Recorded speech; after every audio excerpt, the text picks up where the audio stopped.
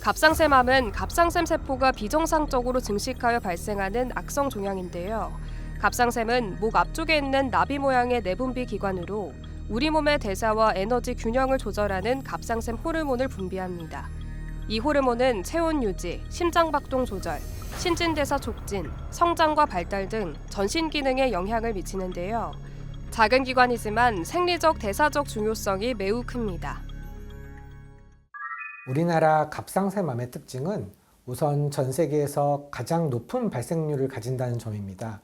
약 10만 명당 74.8명 정도 되는데 다른 나라와 비교해 많게는 10배 이상 높습니다.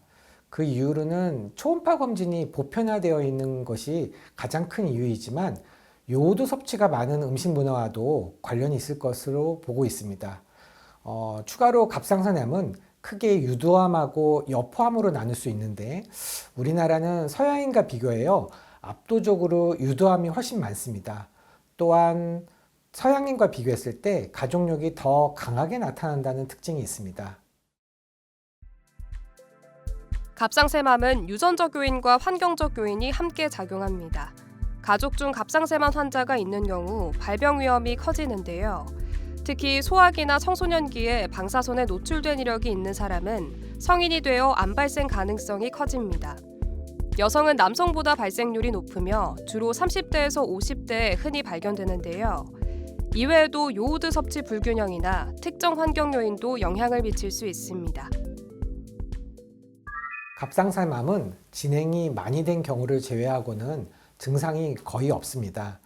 다만 갑작스럽게 갑상샘이 커지거나 만져지는 혹이 발생하거나 쉰목소리 또는 삼키기 어려운 증상이 있을 경우에는 초음파 검사를 받는 것이 필요하겠습니다. 갑상샘암을 확인하기 위한 1차적 검사로는 초음파가 가장 중요합니다. 초음파를 통해 결절의 크기와 형태, 의심 소견을 평가할 수 있습니다. 혈액 검사는 주로 갑상샘 기능 상태를 확인하는 데 사용되며 암 여부를 직접적으로 진단하지는 못합니다. 필요시 새침 흡인 검사로 조직을 확인하여 최종 진단을 내립니다. 실제로 갑상샘 결절은 매우 흔한데요. 대부분 검진자의 20%에서 발견되는 것으로 보고됩니다. 사실 대부분은 양성으로 문제가 되지 않지만 암을 진단하기 위해서는 결절으로 인한 세포를 꺼내서 현미경으로 확인하는 과정이 필요합니다. 바로 이 과정이 새침 흡입 검사입니다. 새침 흡입은 단어에서 유추할 수 있듯이 작은 바늘을 이용해서 결절을 찌른 후에 결절 내의 세포를 흡입하여 채취하는 검사이며 언뜻 보기에는 무섭게 느껴지지만 비교적 간단하고 부작용도 거의 없어 외래에서 쉽게 이루어지는 검사입니다. 앞서 이야기한 대로 갑상샘 결절 진단은 초음파 검사를 기본으로 진행합니다. 이후 초음파 소견에 따라 필요시 초음파 유도하에 새침 흡인 검사를 시행하는데요. 최근 진료 당일 갑상샘 전문의 상담과 함께 초음파 검사 및 새침 흡인 검사까지 한 번에 진행할 수 있는 원스톱 진료로 환자의 불편함을 줄이고 있습니다. 새침 흡입 검사는 항응고제를 복용하는 환자만 아니면 금식이나 마취가 필요하지 않기 때문에 원스톱 진료는 검사 예약 과정을 생략하여 바로 내원과 진단 또는 검사가 한 번에 이루어지므로 여러 번 방문하는 환자분들의 불편을 줄일 수 있고 또한 검사를 기다리는 시간에 불안을 줄일 수 있다는 장점이 있습니다. 갑상샘암 중 미세 유두암은 성장 속도가 느려 일부 환자에게서는 즉각적인 수술 대신 적극적 감시 전략을 선택하기도 합니다. 이는 초음파 검사를 통해 정기적으로 종양 크기 변화를 관찰하면서 필요시 수술을 고려하는 방법인데요. 젊은 환자이거나 암이 국소적이고 전이가 없는 경우에 적용됩니다. 더불어 갑상샘암은 조기 발견과 치료가 이루어지면 생존율이 매우 높은 암 중 하나인데요. 유두암과 여포암은 5년 생존율이 95% 이상으로 보고됩니다. 진행 속도가 느려 예후가 좋지만 역형성암이나 수질암 같은 일부 아형은 예후가 나쁠 수 있습니다. 따라서 암의 종류와 진행 단계에 따라 결과가 달라집니다. 갑상선암의 치료는 크게 세 가지로 이루어지는데, 우선 수술로서 암 조직을 제거하고, 두 번째 방사선 요오드 치료를 추가할 수가 있습니다. 마지막으로 갑상샘 호르몬제를 복용하면서 호르몬 유지가 주요 치료입니다. 다만 비교적 조기에 발견하여 옆절제술, 즉 이 한쪽만 제거를 받은 경우는 수술만으로도 완치가 가능하겠습니다. 갑상샘암은 예후가 좋은 암이지만 일부 환자에서 재발이 발생할 수 있습니다. 특히 림프샘이나 잔여 갑상샘 조직에서 재발하는 경우가 많은데요. 재발률은 약 10에서 20% 정도로 알려져 있습니다. 추적 관찰은 주로 초음파 검사와 혈액 검사를 통해 이루어지는데요. 필요시 CT나 방사성 동위원소 검사를 시행하여 조기 발견과 치료를 목표로 합니다. 불행하게도 갑상샘암은 진행된 상태로 진단되는 경우도 있는데요. 임파선 전이가 동반되는 경우가 흔합니다. 수술로 갑상샘을 모두 제거했다 하더라도 수술로 미처 제거하지 못한 갑상샘 조직에서 재발하기도 하고 미처 알지 못한 임파선 전이가 있을 수 있습니다. 이러한 잔존 부위, 즉 재발의 위험이 되거나 숨어있는 암세포를 제거해주는 치료가 바로 방사성 요오드 치료입니다. 갑상샘암 환자들은 균형 잡힌 식습관과 규칙적인 생활이 중요한데요. 과도한 피로나 스트레스는 면역력 저하를 일으킬 수 있으므로 주의해야 합니다. 또한 정기적인 운동을 통해 전신 건강을 유지하는 것이 도움이 됩니다. 무엇보다 의사의 지시에 따라 약물 복용과 검진 일정을 철저히 지키는 것이 중요하겠습니다. 모든 환자가 수술 후 갑상선 호르몬제를 복용하는 것은 아닙니다.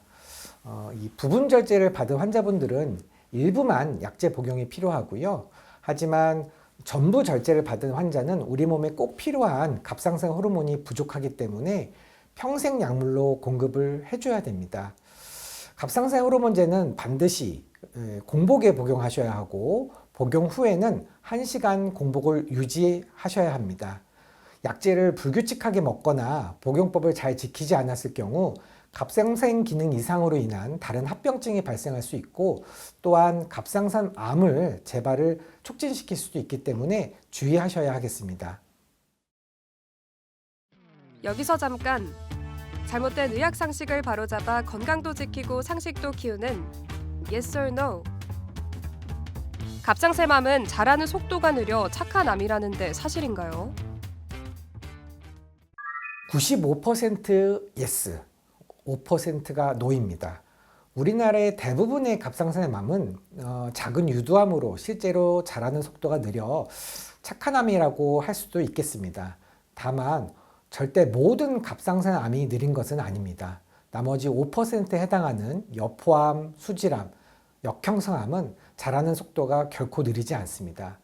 특히 역형성암은 평균적으로 진단 후 3에서 6개월밖에 생존하지 못하는 매우 무서운 암입니다. 잘못된 의학 상식 깨치기 Yes or No 두 번째. 갑상샘암은 여성보다 남성에서 예후가 더 안 좋다는데 사실인가요? 남성에서 갑상샘암은 예후가 좋지 않습니다. 남성은 여성보다 늦게 발견되는 경우가 더 많고 진행된 상태에서 진단되는 경우가 또 많습니다. 또한 치료 이후에 재발률이나 사망률이 더 높습니다.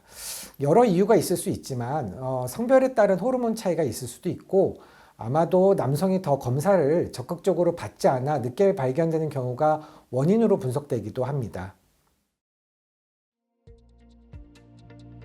갑상샘암은 조기 발견과 적절한 치료로 대부분 좋은 결과를 얻을 수 있는 암입니다. 정기검진을 통해 발견되는 경우가 많으므로 혹시 목에 혹이 만져지거나 이상 증상이 있으면 적극적으로 진료를 받는 것이 좋은데요. 치료 과정에서 의료진과 충분히 소통하고 환자 본인의 상황에 맞는 맞춤형 치료를 받는 것이 중요하겠습니다. 갑상샘암은 매우 특이한 암으로 천의 얼굴을 가지고 있다고 합니다. 작은 경우에는 수술하지 않고 지켜보아도 가만히 멈춰 있기도 하지만 치료 적기를 놓쳤을 때는 재발도 흔하고 폐나 뼈로 전이되어 생명을 잃기도 합니다. 중요한 사실은 적절한 시기에 적절하게 대처만 하면 대부분 완치가 가능하다는 점입니다. 너무 불안해하지 않으셨으면 한다는 말씀을 전해드리면서 또한 착한 암이라는 말만 믿고 치료를 받지 않거나 잘못된 정보를 과신하는 과오를 범하여서는 안 됩니다. 반드시 갑상샘 전문의와 상의 후에 결정하시기를 당부드리겠습니다.